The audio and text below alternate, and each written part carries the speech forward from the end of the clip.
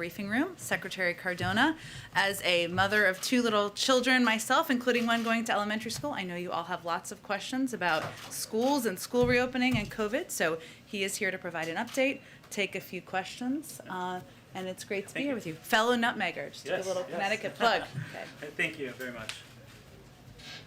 Good afternoon, everyone, and thank you, Jen.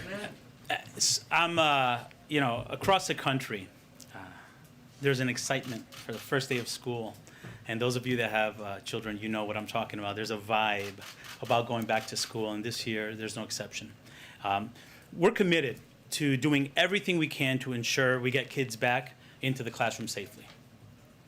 We know students are provided the best opportunity to learn and thrive when they're learning in person, in their classroom, with their peers, with their teachers.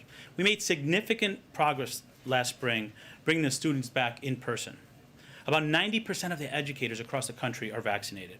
180 million Americans have been vaccinated, including millions of students. We provided $130 billion in American Rescue Plan funds to support safe school reopening. It's being used now to provide summer learning opportunities for students and help our buildings be prepared for the return of students in the fall. And this week, I'm very proud to announce the Department of Education launched the Return to School Roadmap. It provides parents, educators, students, and communities the resources they need to feel confident and be ready for a safe upcoming school year. To make sure we safely open all schools for in-person learning this fall, which is the expectation it has been and it continues to be. The roadmap includes 3 priorities that are critical to a safe reopening. The first one is protecting the health and safety of our students, our educators, and our staff. We need to make sure that we're leading with health and safety first. The second priority is supporting the social, emotional, and mental health needs of our students and our staff. We know that in order for students to learn at their potential, they need a strong social and emotional foundation, and we're prepared to provide that. The third, accelerating academic achievement. We must do everything in our power to help students not only catch up, but to excel during this upcoming school year. As a part of the roadmap, we'll be releasing resources, tools, and holding events to help more schools and more communities and parents and students prepare for the fall and make sure that every student is set up for success. We're also highlighting how the American Rescue Plan funds can be used to support these areas. These include helping get our young people vaccinated. We're doubling down to get more students vaccinated as they return to school. We know vaccines are working, and they're the safest and most effective way to fight back the COVID-19, to prevent outbreaks, and to ensure a safe school year. That's why I'm echoing the President's call to action to host pop-up vaccine clinics in every school across the country, to enlist trusted leaders in our community, to build vaccine confidence. It's all hands on deck here. And to get creative with incentives. And I know I've heard from states where they're doing great work incentivizing it and getting student voice in the conversation to make sure that students hear from other students as well. I'm also excited that next week the administration is holding Back to School Week of Action to mobilize school districts, students, teachers, organizations, and leaders to get more young people vaccinated. Working with parent leaders and influencers to have conversations with students and families about the importance of getting vaccinated and why it's our strongest tool to combat the virus and get students back into the classrooms, on sports fields, in school plays, and among their peers this fall. Next week, I'll be traveling with the second gentleman to Kansas to promote vaccination efforts in that area. I'm additionally excited to lift up some additional efforts we're engaged in with partners across the country, including incorporating COVID vaccination into sports physicals for student athletes this summer and fall. The National PTA, we're working with them and the American Academy of Pediatrics to send pediatricians to back-to-school nights and PTA meetings so parents could hear from doctors directly. As I said before, it's all hands on deck. We all want our students in classrooms where they learn best. The resources are there and the urgency is there. Now is the time to get our students back into the classroom, not to be complacent or let politics get in front of what is best for our students across the country. I'm excited about the efforts we have underway at the department and across the administration to support a safe return to school this fall and make this school year the best one yet for all of our students. But we know it's not enough to get back to school safely. We owe it to our students to build back better. We owe it to our students not to go back to what school was like in March 2020. That's why we must pass the Build Back Better agenda. We have the opportunity right now to transform students' educational experiences. We can build truly equitable schools that finally close gaps that have long existed in our education system across the country. We can set up all of our children for success by investing in our strongest asset, our people, and ensure America wins the future. It'll give every family access to free pre-kindergarten for 3 and 4-year-olds. It'll give students access to 2 years of community college. It'll increase Pell Grants, rebuild and modernize our crumbling schools by investing in our school infrastructure. These resources will allow us to build an education system more equitable and excellent than any system we've ever had in the past. These resources will allow us to build back better and give our students opportunities to have success not only now, but for generations to come. Thank you, and I'll be happy to answer a few questions. Nancy. Thank you so much, Secretary Cardona, for coming. Are you engaged in discussions with teachers' unions that might be reluctant about returning to the classroom this fall because of the Delta variant? And how significant do you expect that challenge to be? You know, I really don't expect it to be a challenge to work with our teachers to get our schools reopened. In fact, I think they've shown a lot of proactive communication about wanting to reopen schools. All teachers want schools reopened. We just want to make sure that they're safe for students and for staff. So I look at it as another partner in the process of making sure that we're doing what's right to reopen our schools. And while the Delta variant is providing new challenges, we have the tools, we have the resources, and we have the experience of what worked last year to get it done safely. Well, what about states that are, say, prohibiting school districts from imposing mask mandates? Are you worried that there will be teachers' unions that say, if we can't keep the schools safe the way that we feel we should, we don't want to come back? I'm worried that decisions that are being made that are not putting students at the center and student health and safety at the center is going to be why schools may be disrupted. So we know what to do. You know, don't be the reason why schools are disrupted because of the politicization of this effort to reopen schools. We know what works. We have to keep our students safe. We have to keep our educators safe. Tam? Yeah, reopening school is one thing. I think you just alluded to this. Keeping school open would seem to be another thing entirely.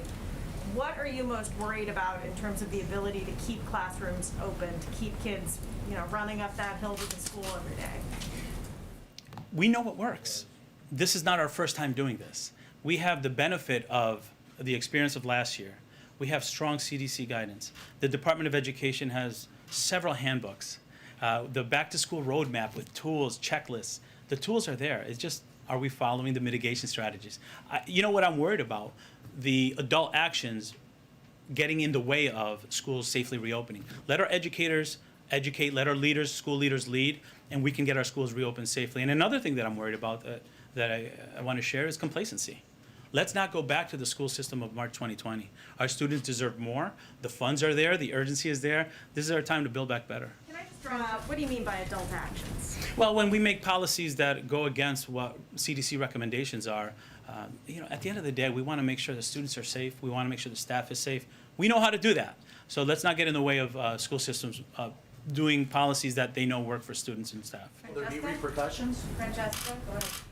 Thank you. I'm over here. Hi. Thank you. We know that vaccination rates among younger Americans 18 to 24 are lower. We also know that vaccination rates among African Americans are also lower as a percentage of population. So what kind of guidance is the Department of Education giving historically black colleges and universities this fall to help keep their students safe? Thank you for that question. I visited Howard University about a month ago, and I was so impressed with how they stood up vaccination clinics in their facilities. And we had students from Howard University administering the vaccine. They're using their name in the community to build confidence in the community, the black community, so that they felt comfortable coming in. We're also setting up pop-up clinics in schools. You know, the president put a charge there. Let's get pop-up vaccination clinics in gymnasiums. I visited a gymnasium at a high school in Washington, D.C., where parents felt comfortable with that school. They know the principal, they know the teachers. They feel they're more likely to go get vaccinated in a school that they know the folks. And another thing that we're going to do is we're going to take advantage of our youth. student voice is critically important. Let's get our youth, our high school students talking about it. Because when students talk to one another about how they're safe when they got the vaccine, it's more likely to lead to an increase. I'm excited about that. What about testing? Well, the American Rescue Plan provides $10 billion in testing, so the tools are there.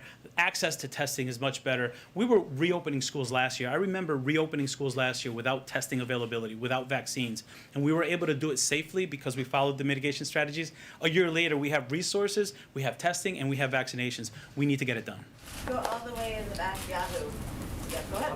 Secretary, but what are you going to do if and when teachers' unions protest and, with placards that say we can't teach from the grave, online until cases decline? As the federal secretary with limited powers to affect local decisions, what are you going to do? And, as a parent, as a journalist, I know about the $130 billion. I know that online has a lot of risks for kids. Everybody knows that, but what are we going to do in those situations? I think, what are we doing? We have the roadmap, which very clear guidance. We're promoting pop-up clinics. We're sharing best practices of where it's happening. We're monitoring data. We stood up a system in the Department of Education. I'm having calls with governors daily. I'm having calls with superintendents, school chiefs, to problem solve with them to make sure that we can get them in there. And the way the question was framed, I'd like to look at it this way: how are we working with our teachers' unions to ensure a safe reopening of schools? They're doing a lot of work and they're investing their own money to make sure that our schools can safely reopen and getting the message out to their teachers. We're working hand in hand to make sure that our students have teachers in front of the classroom, but that they both feel safe. Kelly? Mr. Secretary, one of the big differences this time is that children are becoming infected more easily because Delta is more transmissible. Right. So we might have, unlike March 2020, where there would be children in the classroom who themselves become ill. Are you formulating policy for how schools should deal with the impact on other students, if there's quarantining requirements, if it's classrooms with only vaccinated children, mixed Right. vaccination status? How are you going to deal with those dimensions? Thank you. We're working very closely with CDC to have a unified message, and we lean very heavily on our health experts to make sure that we're communicating which mitigation strategies should be employed based on what we're seeing with the strains of COVID. But I'll tell you what worked. When you wear masks, when you provide distancing, when you are testing regularly, and when you're quarantining, you can function in a school. So we're expecting our education leaders and our educators to follow those practices that worked last year, and we expect our students to be in classroom every day. Secretary Cardona, when kids have masks on in the classroom, how serious is that Sir, impact? Stephanie's asking a question. Go ahead. Kids at this point have gotten used to wearing masks, my children included. Right. What is your message to governors like Governor DeSantis in Florida and Governor Abbott of Texas who have banned mask mandates? Don't be the reason why schools are interrupted. Our kids have suffered enough. Let's do what we know works. Let's do what we know works across the country. We shouldn't get politics doesn't have a role in this. Educators know what to do.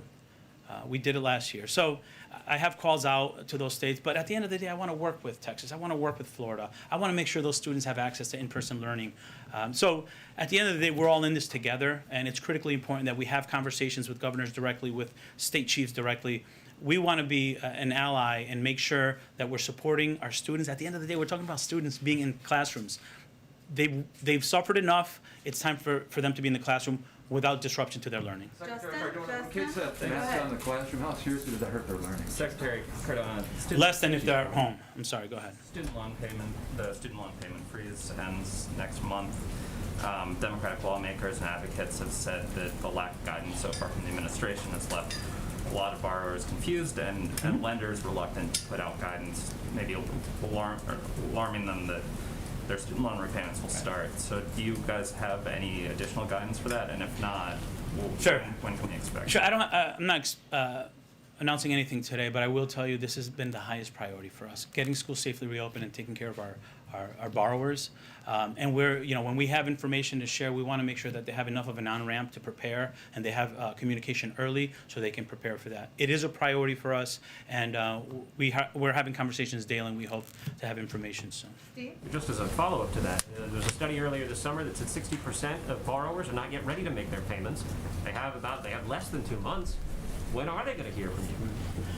Very soon. I don't have anything today, but as I said, this is a priority for us. The borrowers are in need of information, and they're also in need of relief.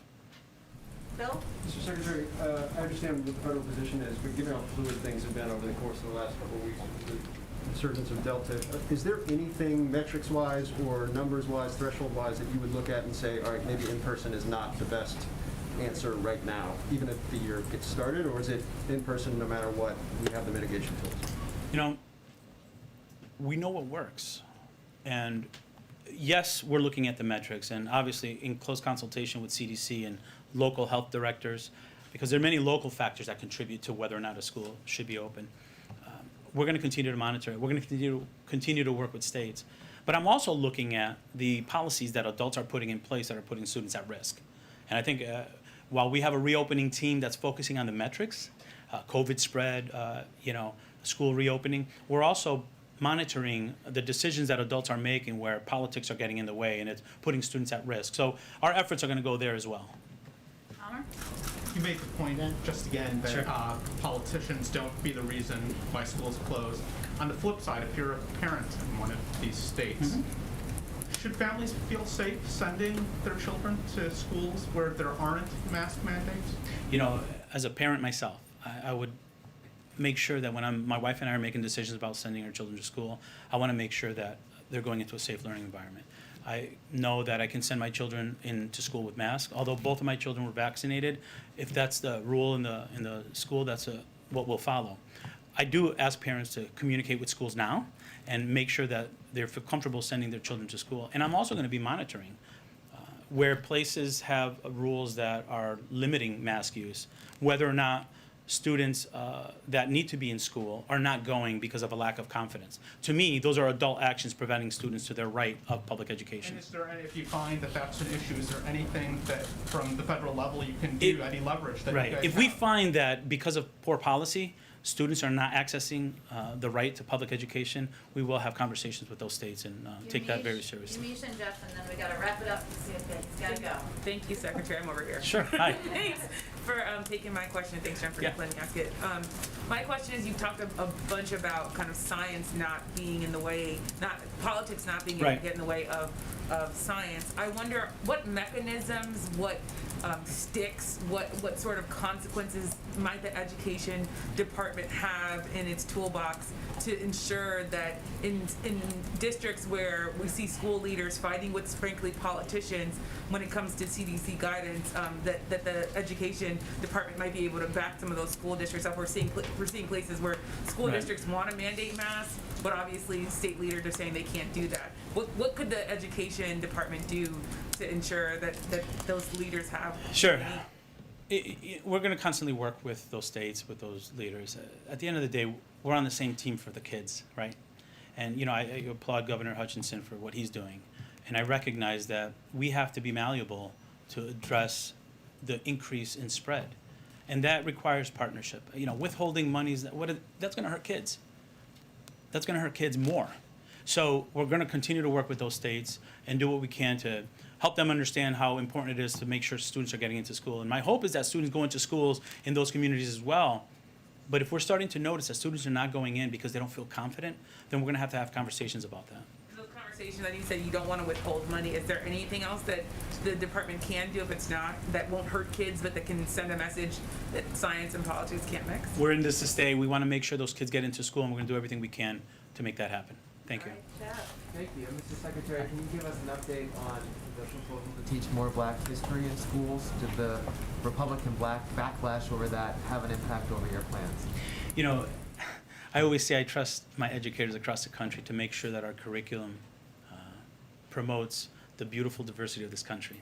And we could do so as educators in a way to unify our students in our country and show respect to others.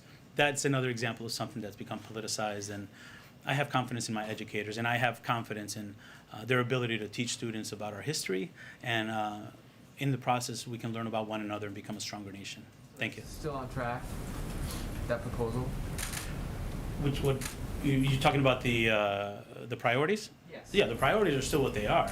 I think for us, the way we put it forward allows districts and states to put in their proposals and how they want to teach it. But I think, again, it became a politicized issue that didn't need to, and it took us away from what I think is most important, our Build Back Better agenda and getting students safely back into school. Thank you. Thank you, Secretary Steele. All right, thanks. Always welcome to join us. Thank you. All right, I'll get my mask on here. Would you like to teach more science in school, Mr. Secretary? Want to get into school safely? We could talk about the discussions there. And I'll be back for that. Thank you. Thank you. We're pro-science, just in case there was confusion. Okay. Couple of items for all of you at the top. Today, the President will announce a new set of actions aimed at advancing the goal of increasing the impact of his Build Back Better investments to address our climate crisis, positioning America to drive the electric vehicle future forward, outcompete China.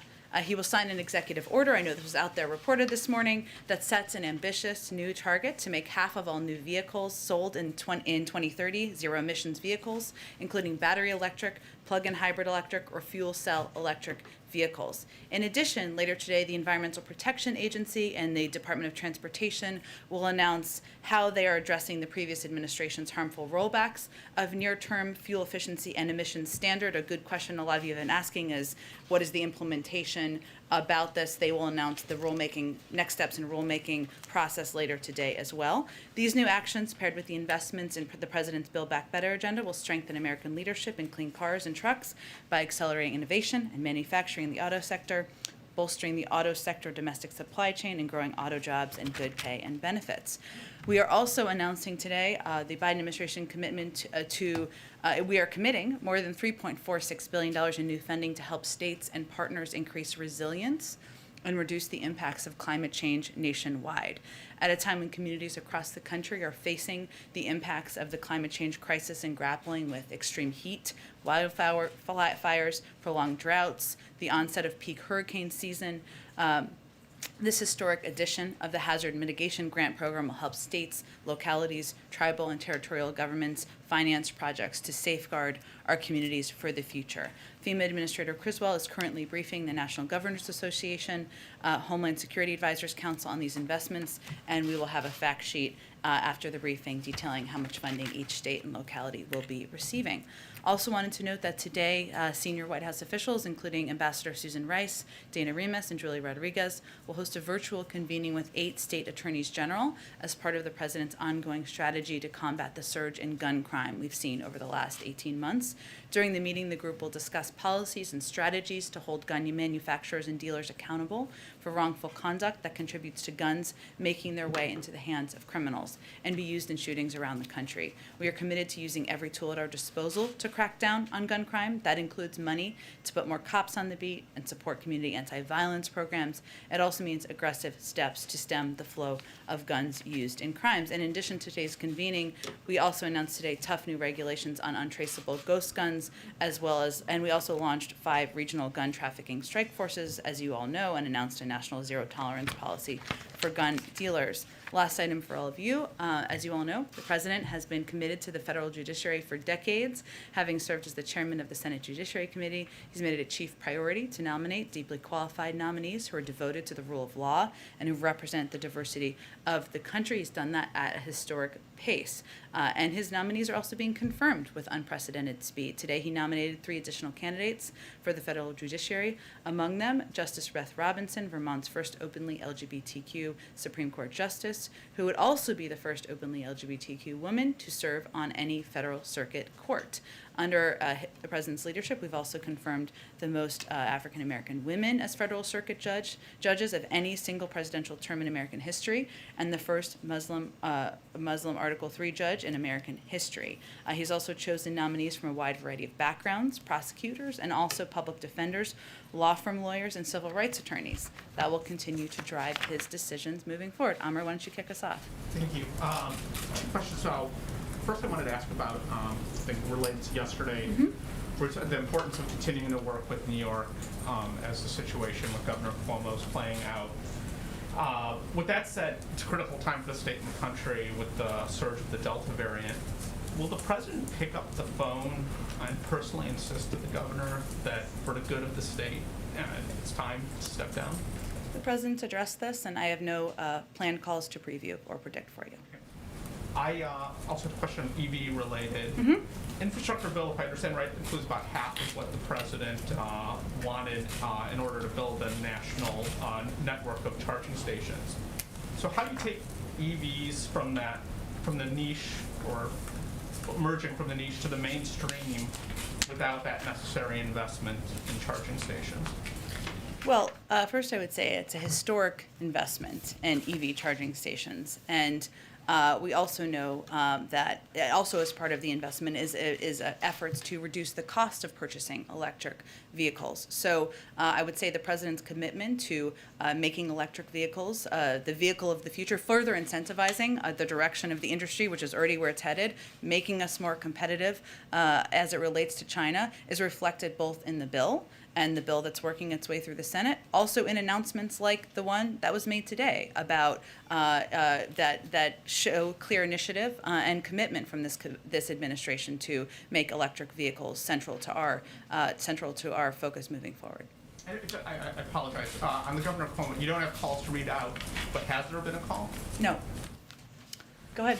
Thanks, Jen. 2 questions for you. Has the president received a formal recommendation yet from the Secretary of Defense to mandate vaccines for the military? And if so, does the president intend to accept that recommendation to sign a waiver authorizing that mandate? Sure. Well, the president announced last week that he was asking the Secretary of Defense and the Defense Department to look into how and when they will add COVID to the list of mandatory vaccinations for our armed forces.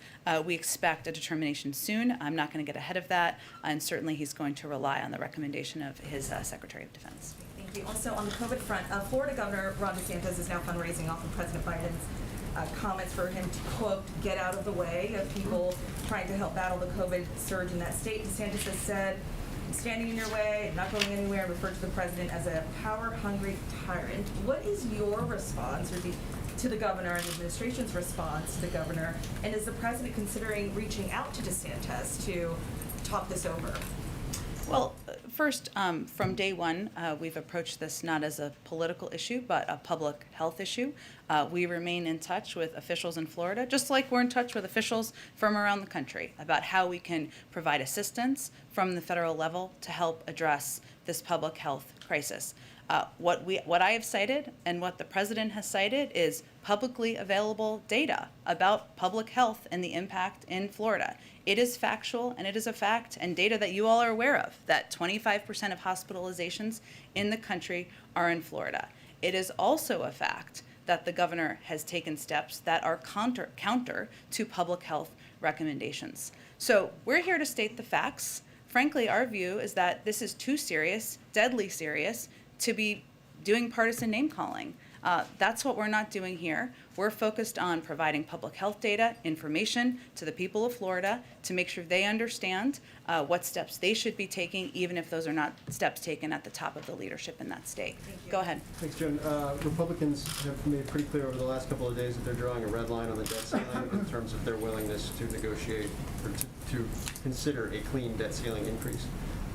Does the president want Democrats to move that through reconciliation, or is she ready to have that fight at some point in September or October with Republicans, trying to get Republican support? The president believes that Democrats and Republicans should move forward, as they did 3 times during the last administration, to raise the debt ceiling, something that they did even in the wake of the former president putting in place a $2 trillion tax cut that certainly did not do anything to reduce the deficit. So that's his view. He believes they should move forward and do that. That's responsible, the responsible step for our country. And then one more on a very different subject. Does the president have a deadline in his mind in terms of like when his patience would run out on the Iran negotiations? Look, I think the president's view is that it is in our interest to continue to pursue a diplomatic path forward. Because even though we certainly don't approve, in fact, we have great concern about a number of Iran's problematic activities in the global community, having visibility into their nuclear capabilities and capacities is in our national interests. The timeline is not endless, and I know the Secretary of State has conveyed that clearly. But right now, we are open to returning to a 7th round of negotiations. The inauguration is today, so we will see what happens from here. Go ahead, Jeff. Jen, the president today offered safe haven to Hong Kong residents who are living in the United States. for 18 months. I'm wondering why 18 months? Is that something he'd be willing to extend? And is citizenship on the table for those people as well? Well, the announcement that we made today, I know you're closely following this, but for others who have not followed this closely, is in reaction to the steps that have been taken by the PRC to crack down on human rights and frankly make it a place where Hong Kong's autonomy and the freedoms of people in Hong Kong are undermined. In terms of what could happen 18 months from now, I'm certainly not going to get ahead of that. Obviously, our hope and our objective and our work on the international forum is to change the behavior that is happening and the oppression that we're seeing of the people in Hong Kong. But certainly, this step is one that is meant to ensure we are practicing what we preach in terms of human rights values and ensuring that people who are in this country don't face the ongoing repression that we're seeing in Hong Kong. And one more related to China. China says it has supplied over 770 million vaccine doses to other countries. President Biden often says that the amount of vaccines that the U.S. has shared is more than the rest of the world combined. President Xi today also said they're planning to donate $2 billion this year. Just wondering if you question China's math and or whether the U.S. is planning to give more than the president has already said. We certainly, this is just the beginning, and we certainly plan to give more. We want to be the arsenal for vaccines in the global community. I would note, and then I'll come back to the numbers, that we provide vaccines to the world without strings attached. We want to provide them from a humanitarian standpoint because we think it is morally right, because we want to be a leader in the world on issues ranging from human rights to ensuring we're addressing the global pandemic. I'm not sure that's exactly the same approach that China is taking. In fact, it is not. But I would say that in terms of their numbers, it is not just us citing this. I believe the numbers we've cited, or the numbers he cited the other day, were from international experts who've looked at donations. I don't have data to confirm in terms of the numbers that China has contributed to the global community. Go ahead. Thanks, Jen. The automakers that are appearing with the president today at this big announcement also lobbied the Trump administration to roll back emissions standards that were set by the Obama administration. So what gives this White House confidence that they are actually going to reach for this ambitious new goal, especially given the fact that the executive order is not binding? Well, first I would say they're standing with the president today while he's making this announcement. That is certainly significant. And we've also seen a lot of these industries move in the direction of electric vehicles. That's not just the president saying that. That is the direction where a lot of these industries are moving. One of the things the president's going to talk about this afternoon is the fact that we need to address also supplies like batteries, which right now China is producing about 80% of batteries that are required for that industry to succeed.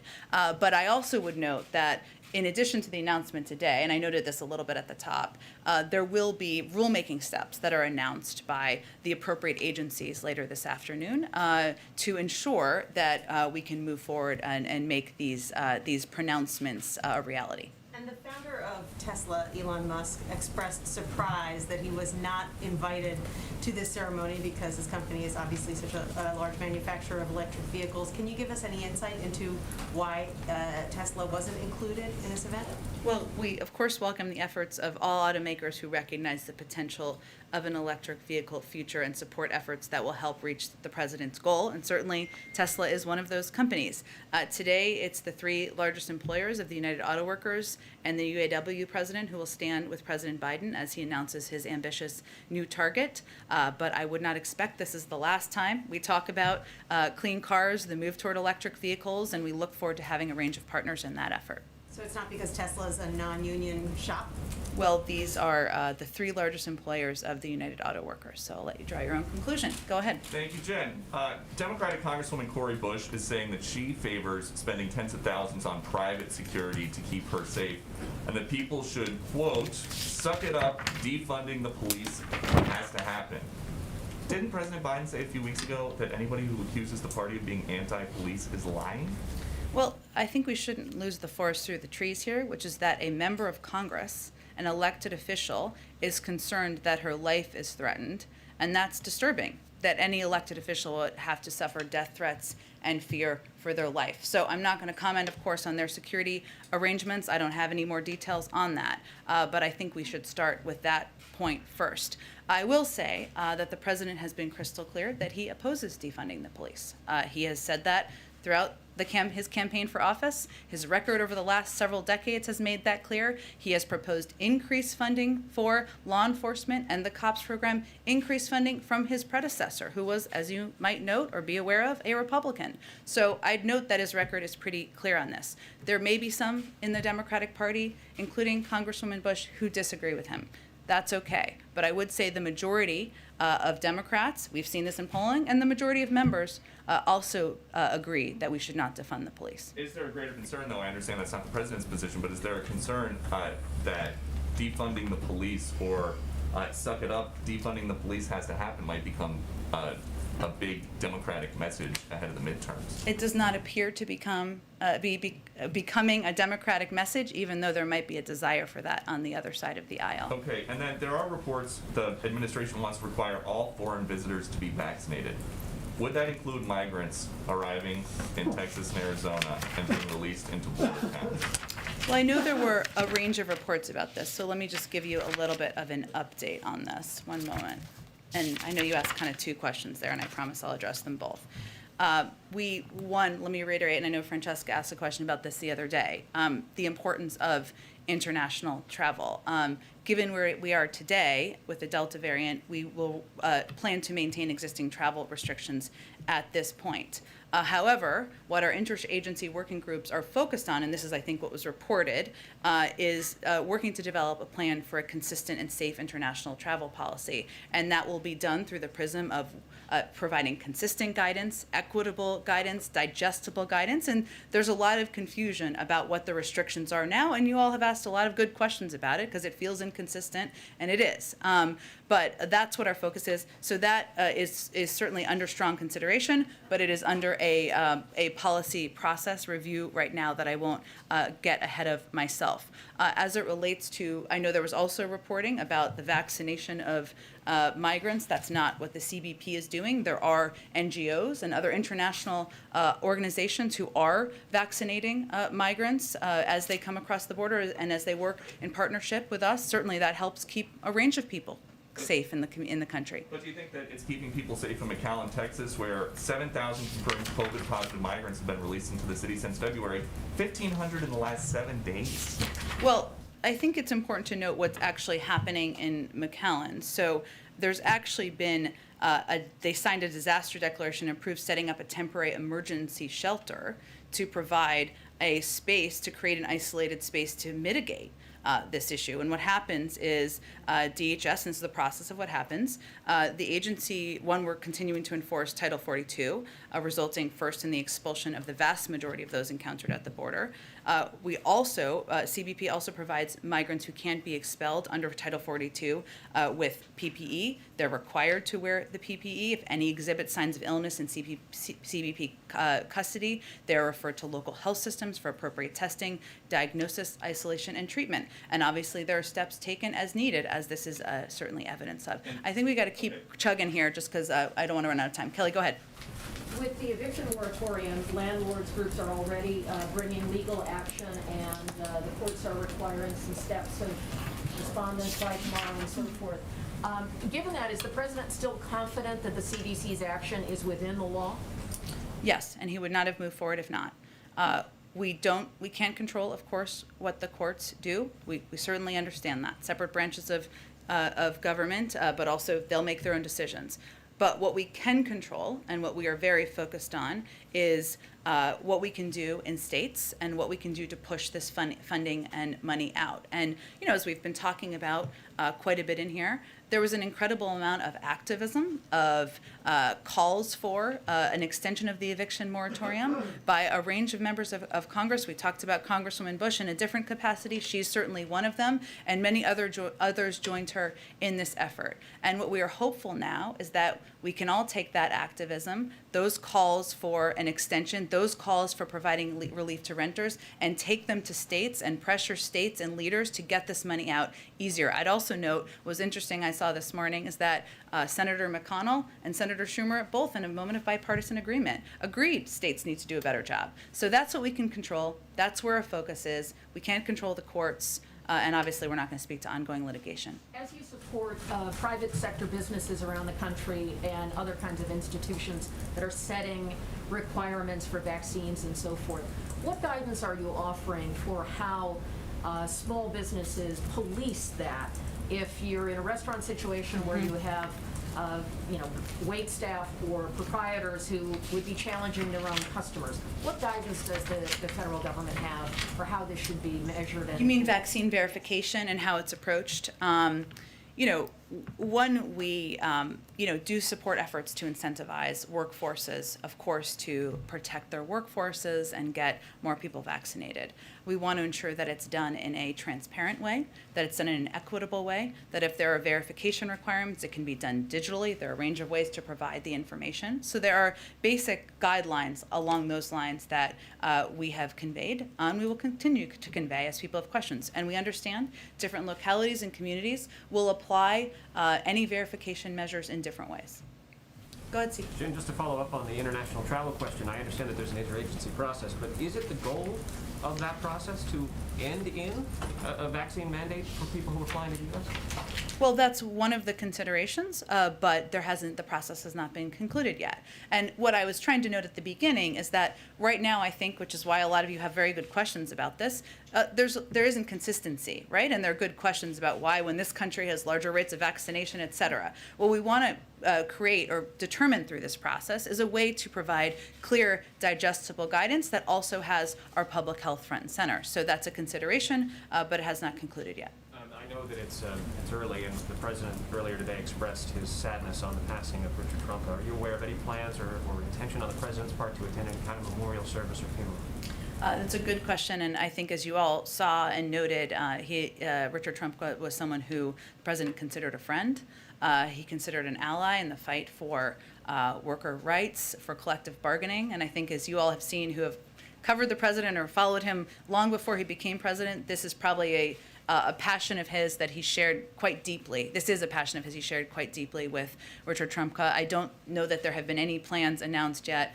Certainly the president will be interested in those once they become available. Go ahead. I wanted to ask first about the talks that have been going on with Senator Cornyn Sure. on the Hill related to the infrastructure bill. He's offering an amendment that would allow using some of the rescue plan money for infrastructure. And so I'm wondering if you have kind of an update on, I know the White House started engaging those talks last night, so if there's been an agreement or where things stand, and if you could speak more broadly to the concern that some in the White House and Democrats have expressed that if you move money out of the rescue plan, you won't have it to deal with Delta or some other COVID things. Sure. The talks are ongoing. We believe they're happening in good faith. We are engaged in them. Our view is that there can be, and we think we are headed toward an agreement on this front. But we certainly are cognizant of and focused on the reality of funds being needed in communities across the country, as we are still in the midst of fighting a pandemic. And we are hopeful that any agreement on this front will take that into account front and center. After what we saw with the eviction moratorium and the concerns of the president, and you have expressed about Delta particularly hitting them, I'm wondering, we heard from the White House about expanded unemployment benefits. Those are set to expire in September. Has there been any sort of thought or revision about the White House asking Congress to extend those unemployment benefits beyond September? Mm-hmm. There has not been a change at this point in time. Obviously, we're quite focused, and we designed the American Rescue Plan with the goal of being able to plan for contingencies, including rises in moments of the virus, economic needs, different communities recovering at different rates. That's one of the reasons why we push for state and local funding, why the child tax credit will benefit people through the course of next year, why there are also additional funding that people can have access to in their communities through small business loans as well. But there hasn't been any change to that at this point. And one last quick one to follow on Phil's question about the debt ceiling, Senate Democrats have been talking about attaching it to the CR. Mitch McConnell earlier today indicated that Republicans didn't want to support this, but the result of this is if Democrats throw it onto the CR, there could be a government shutdown in a couple months, and so I'm wondering if that is a concern if the White House has any sort of preference for how they want Congress. Obviously, I know you want Congress to raise the debt ceiling, but any preference on how they do it? And are you at all concerned or preparing for the possibility of a government shutdown if that's the path that the Democrats pursue? Well, certainly that's not our preference. I think it's safe to say. We are, of course, in close touch with leaders in Congress about the path forward, but our preference is for Congress to move forward, as they have 3 times during the last administration, to raise the debt ceiling, which is the responsible step to take. Go ahead, Francesca. Thanks, Jen. I have another question, but because international travel has come up multiple times today. Sure. During the health briefing, it was talked about how vaccination requirements for foreign travelers are under consideration, but there were also other alternative pathways that were mentioned. Could you tell us a little bit more about those alternative pathways that are under discussion? And relatedly, does the U.S. have concerns that if it doesn't take action on this issue in the next few weeks, that other countries could ban American travelers from going there if the U.S. doesn't reciprocate? Yeah, I mean, both really good questions, Francesca. I think what's important here to note is that while there hasn't been a final decision made, how the interagency working groups are looking at this is with the objective of taking steps that will return international travel at a moment when it's appropriate. And right now, we're not at that point because of the rise of the Delta variant. But we want to have a process in place that's prepared for when we hit that moment. And whatever the decision is made about what that will look like, we want it to be clear. We don't want it to be conflicting or confusing, and we want it to be equitable. So yes, there are a range of options. I'm not going to outline those from here, and certainly the one that has been reported on is strongly under consideration. Okay, and on the topic of immigration, is the White House looking at action to help so-called documented dreamers? These are largely kids whose parents are here on H-1 visas. Yeah. They've waited for so long for green cards that the children are about to age out of the system and might have to return to their home country. So is the White House looking at any action on that issue? Yeah, it's a great question. I think Lala asked something similar the other day. And yes, this is a part of what the president has proposed addressing in a comprehensive immigration bill. It is certainly something he'd want to address and supports taking action on. But not something necessarily that would show up in the reconciliation or upcoming budget bill. It's not in the current, I think it's not in the current discussions, but it is something the president would like to address. Yes. Go ahead. Yes, Jen. For those, I'll go to you next. Sorry. Go ahead. Go ahead.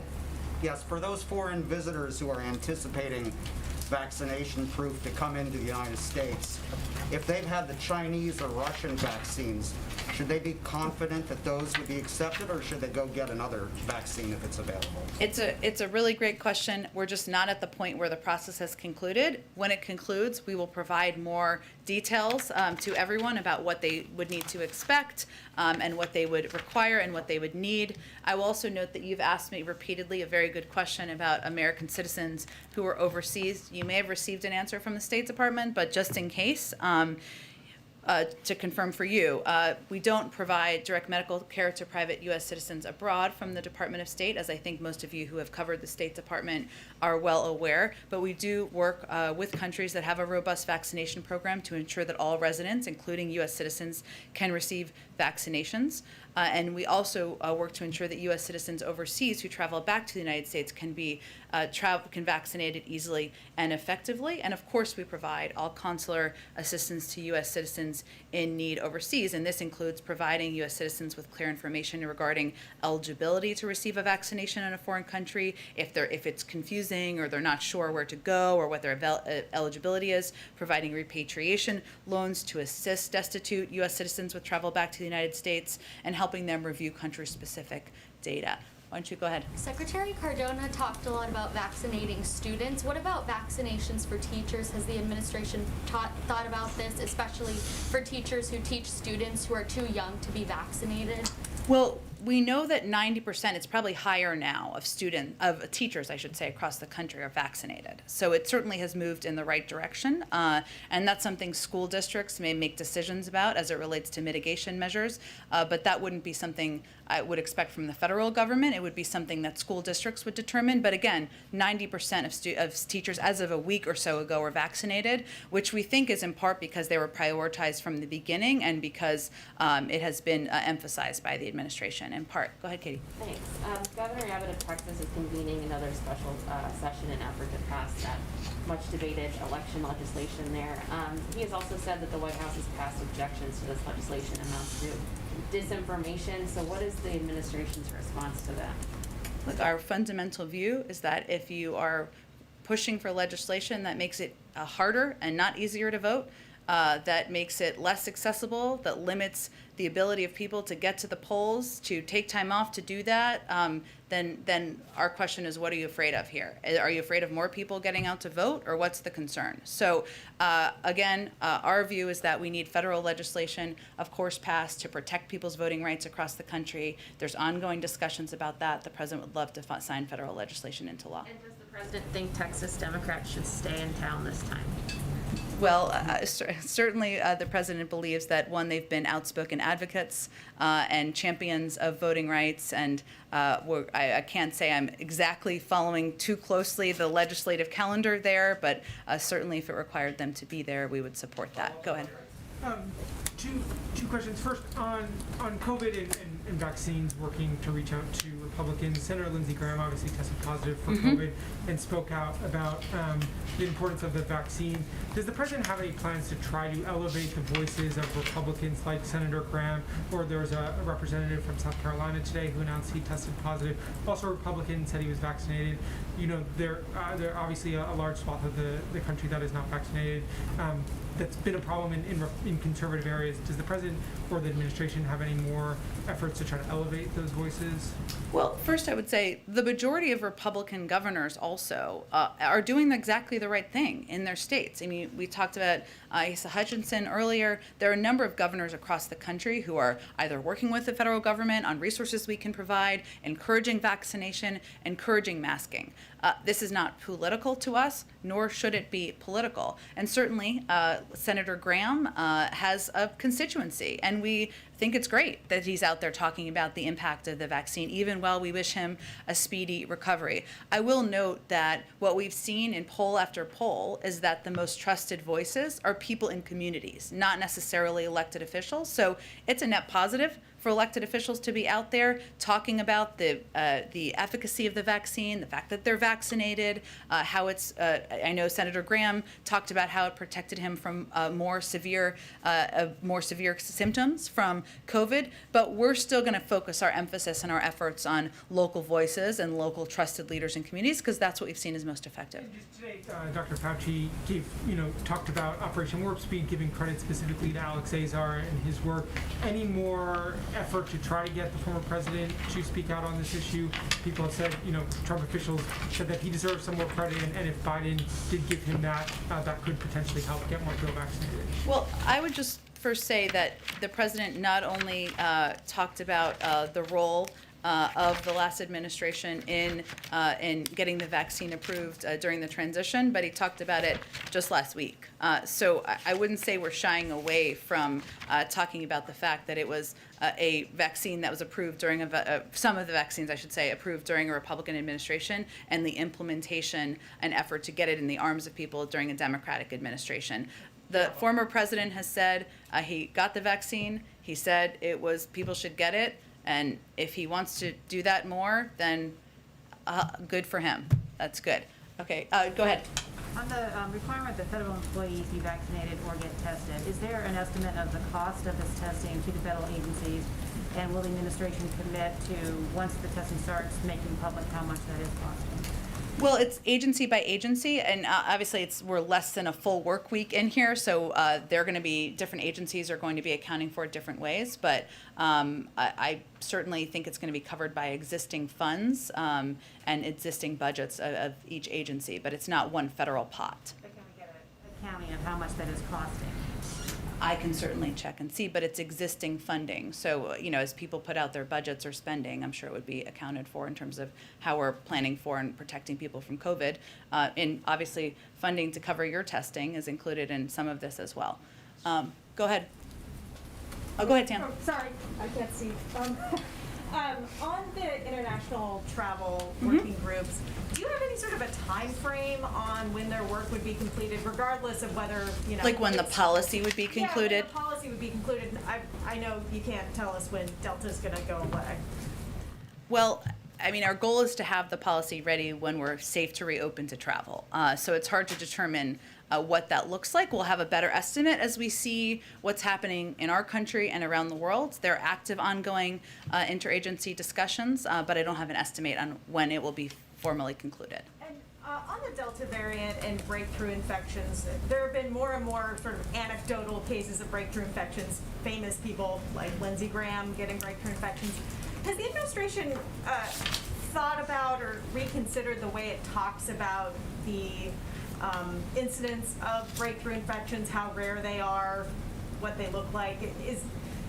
Is there any consideration of acknowledging in a more fulsome way that yes, these are kind of happening on a semi-regular basis? We have said that. They are happening. I think the most important thing, though, is that vaccines are doing exactly what they should be doing, which is protecting people, the vast majority of people, from severe illness, from hospitalization. And there's data that's come out in a number of the states that have been hardest hit even in the last couple of weeks. Almost 100% of the new hospitalizations in Alabama are with unvaccinated folks. In Florida, officials have said that more than 95% of those hospitalized were not vaccinated. In Ohio, 99% of Ohio COVID-19 deaths, hospitalizations in 2021 were unvaccinated. So our objective is to project to people very clearly how vaccines can save your life. It doesn't mean that every person who has a vaccine will not test positive for COVID. We know there are breakthrough cases around the country. As more people get vaccinated, there will be more, just as a percentage, just by numbers. We certainly acknowledge that, but I think it's also important for people to understand the benefit of vaccination, which is that it can save your life, it can prevent you from going to the hospital, and that's where we're trying to alleviate confusion. I'm told that you have an out. Do you have time for one more? Sure. Okay. Why don't we go to you in the back? Oh, hello, Nadia. Go ahead. Thank you.